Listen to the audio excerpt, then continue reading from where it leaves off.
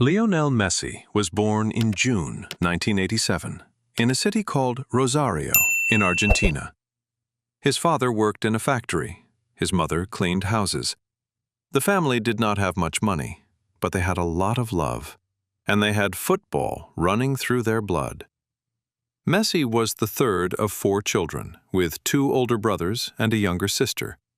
From the moment he could walk, he wanted a ball at his feet.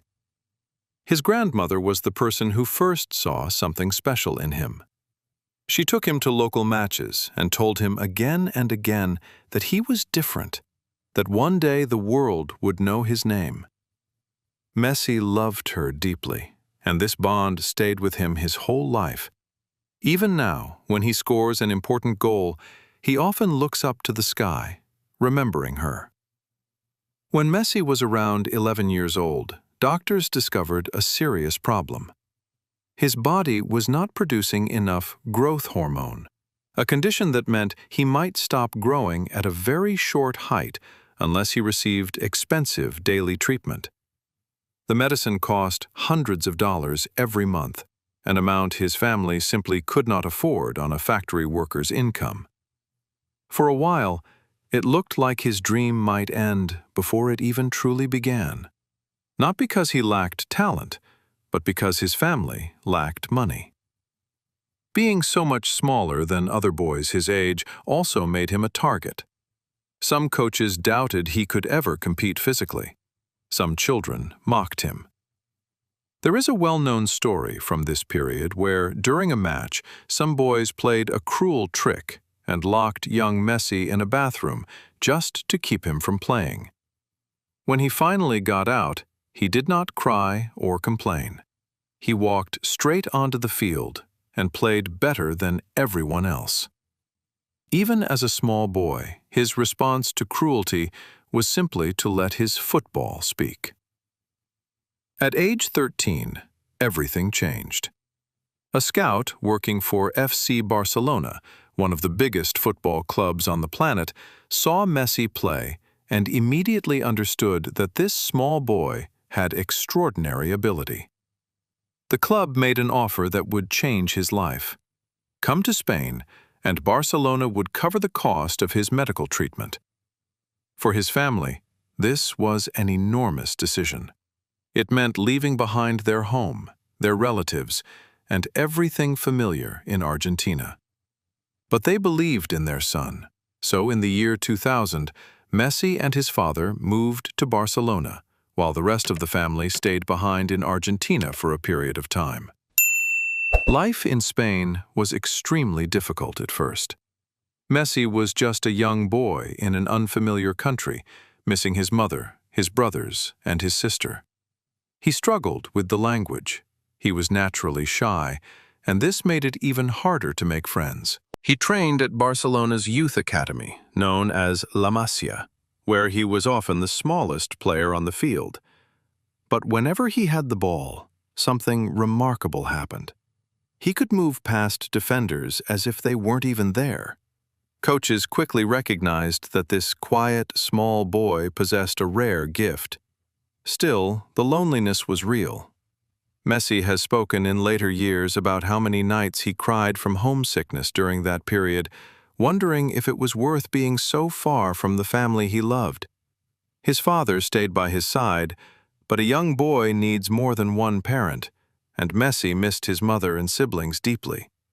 On top of that came the pressure of representing a major club at such a young age, a weight that would be heavy for anyone, let alone a homesick child in a foreign country. At 16, Messi was given his first opportunity to play with Barcelona's senior team, stepping onto the field with grown men who were older, stronger, and far more experienced. It would have been easy to freeze under that pressure. Instead, during one of these early matches, Messi received the ball, moved past several defenders, and scored a goal that left the entire stadium stunned. Even seasoned professional players on his own team recognized in that moment that they were witnessing something rare. From there, his career began to rise quickly, but success did not silence every doubter. Some critics insisted that his small size would eventually catch up with him. that he would never truly become one of the greats. Others questioned his loyalty to Argentina simply because he had grown up playing for a Spanish club. At one particularly dark point, his family even received a threatening phone call, warning them to make Messi stop playing football. It frightened them deeply. But Messi refused to let fear control his life. He told his father simply that football was his life, and that he would not stop no matter what happened. By the time he reached his early 20s, Messi was already recognized as one of the finest players in the world. In 2009, at the age of 22, he won the Ballon d'Or, the award given to the best football player on the planet that year. Remarkably, he would go on to win this same award 7 separate times throughout his career, a record no other player has matched. What made Messi's game so different from others was not just his goal scoring. He created opportunities for his teammates constantly, worked tirelessly throughout every match, and played with a visible emotional connection to the sport that fans everywhere could feel. While his career on the field kept rising, Messi was also building a life away from the spotlight. He fell in love with Antonella Roccuzzo, a woman from his own hometown of Rosario, whom he had known since childhood. The two eventually married in 2017, and together they raised 3 sons. Despite his global fame, those close to him describe him as a devoted husband and father who values his family life far above the trophies and headlines. He has said many times that his greatest achievements are not measured in medals, but in the family he has built. Even with all this individual success, Messi's journey with Argentina's national team was filled with heartbreak for many years. The team lost several major finals, including the World Cup final in 2014 and multiple Copa America finals in the years that followed. Each loss affected Messi deeply. He was seen crying openly after some of these defeats, visibly carrying the weight of a nation's hopes on his shoulders. Some critics in Argentina unfairly suggested that he did not care enough about representing his country, comments that hurt him far more than most fans realized. At one particularly low point, he even briefly stepped away from the national team altogether, exhausted by the criticism and the losses. But after a period of reflection, he returned, saying plainly that he wanted to win for his country and make his people proud. In 2021, Messi finally captured his first major trophy with the Argentine national team, winning the Copa America. The emotional release for both Messi and the entire country was enormous. It was widely seen not simply as an individual achievement, but as a moment of healing for a nation that had waited so long alongside him. Not long after this victory came one of the most difficult professional moments of his career. For more than 2 decades, FC Barcelona had been Messi's entire footballing home, the club where he grew up, developed, and became the all-time leading goal scorer in the club's history. In 2021, due to serious financial difficulties within the club, Barcelona announced they were no longer able to keep him under contract. Messi was visibly devastated. During an emotional farewell press conference, he admitted through tears that he had always assumed he would finish his career and eventually retire at that same club. Life, however, had other plans for him. He soon joined Paris Saint-Germain in France, stepping into an entirely new country, culture, and style of football. The transition was far from smooth. Expectations were enormous, yet his first season did not go as anyone had hoped. He struggled to adapt to a different tactical system and a new city, and critics quickly speculated that perhaps his best years were now behind him, that age was finally catching up with him. For the first time in years, Messi found himself doubted publicly, in a way that echoed the disbelief he had faced as a small boy trying to prove himself worthy of a professional career.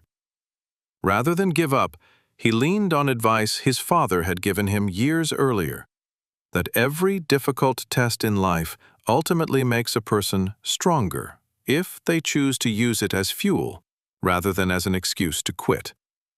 Messi focused on improving his fitness, learning from his early struggles in France, and gradually his performances returned to their usual brilliance.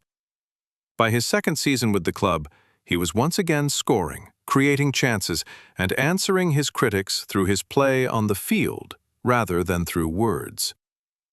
In 2023, Messi surprised much of the football world again by signing with Inter Miami, a club in the United States, playing in a league that many considered far less prestigious than the ones he had dominated in Europe. Skeptics questioned why one of the greatest players in history would make such a move. Messi, however, had his own vision, one centered on helping grow the sport of football across America and inspiring an entirely new generation of young players there.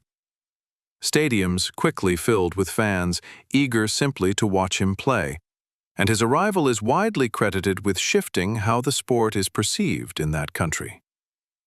Throughout every stage of his career, one of Messi's most consistently praised qualities has been his style of leadership. Rather than shouting instructions or demanding attention, he leads primarily through quiet example, giving full effort in every match regardless of the score or stakes.